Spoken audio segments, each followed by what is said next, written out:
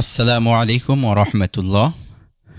কারি ইব্রাহিম সাহেব উজানি রহমতুল্লাহ আলাই এনার জীবনী সম্পর্কে আজকে জানব।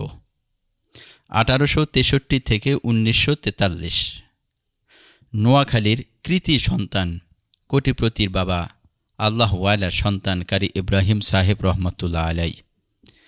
তেনার সংক্ষিপ্ত জীবনী জেনে নেই।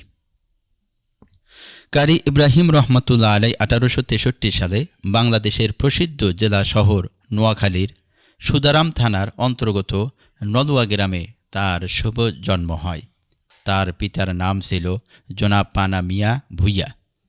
কারি ইব্রাহিম সাহেব রহমতুল্লাহ আলাই এর দাদা জনাব বদরুদ্দিন ভুইয়া তখনকার একজন বিশিষ্ট জমিদার ব্যক্তি ছিলেন।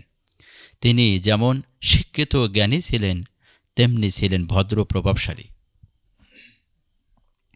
তার ওরসে দুইজন ছেলে জন্মগ্রহণ করেন। তাদের একজনের নাম ছিল ননা মিয়া, অপরজনের নাম ছিল পানা মিয়া। তিনি ছিলেন পানা মিয়া ভূঁইয়ার সুসন্তান। পিতার উত্তরসূরি হিসাবে পানা মিয়া সাহেব ও পরবর্তীতে একজন প্রভাবশালী জমিদারও হয়েছিলেন। সে পরিবেশেই হজরত কারি ইব্রাহিম সাহেব রহমতুল্লাহ আলাই ধীরে ধীরে বড় হতে লাগলেন। তিনি নিজ এলাকায় আরবি ও ফার্সি প্রাথমিক শিক্ষা লাভ করেন।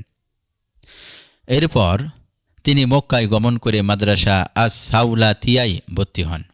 এই মাদ্রাসায় তিনি প্রসিদ্ধ কারি বরকসুমের কাছে কেরাত শিক্ষা লাভ করেন। এই সময় মক্কার শাসক কোরআন তেলাওয়াত শুনে তাকে মাদ্রাসা আস সাউলাতিয়ায় শিক্ষক হিসাবে নিয়োগ দেওয়ার আদেশ দেন।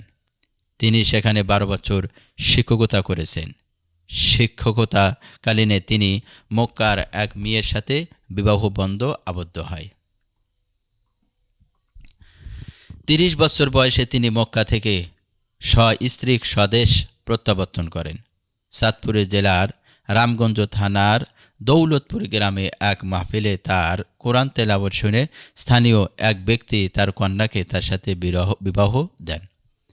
তখন তিনি সেখানে বসবাস শুরু করেন। সেখানে মসজিদ মাদ্রাসা প্রতিষ্ঠা করেন। 1901 সালে তিনি জামিয়া ইসলামিয়া ইব্রাহিমিয়া উজানি মাদ্রাসায় প্রতিষ্ঠা করেন। তিনি রশিদ আহমদ গঙ্গোহীর নিকট বায়াত গ্রহণ করেছিলেন। বায়াত গ্রহণের 18 দিন পর তিনি খেলাফত লাভ করেন। সৈয়দ মোহাম্মদ ইসহাক তার শিষ্য ছিলেন। তার থেকে চরমোনাই আত্মাদ্দিক ধারা প্রসার লাভ করে।